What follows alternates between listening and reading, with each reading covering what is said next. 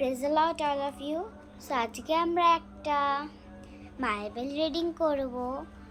So Matthew chapter থেকে আসুন পড়া যাক। Matthew chapter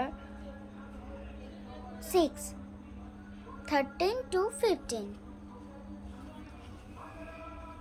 You are the salt of the earth, but if salt has lost its taste, how shall its saltiness be restored?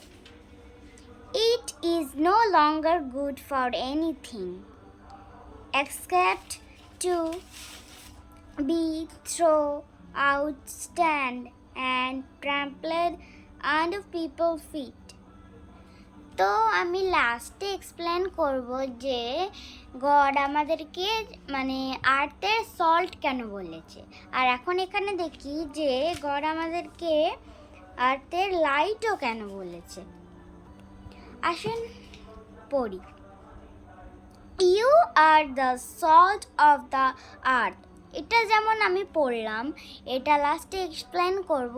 এখন আমি যেটা পড়ছি সেটা হলো টপিক হলো you are the light of the earth. You are the light of the world.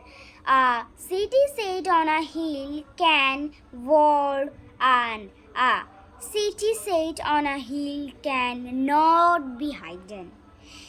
Nor do people light a lamp and put it under a basket, but on a stand, and it gives basket light to all in the house. In the same way, let your light shine before others, so that they may see your good works and give glory to your Father good is in heaven. তো ঈশ্বর আমাদেরকে জগতের নুন কেন বলছে? ঈশ্বর আমাদেরকে জগতের নুন এই জন্যই বলছে কেন কি সল্ট একটা ব্যবহারীয় জাতীয় জিনিস।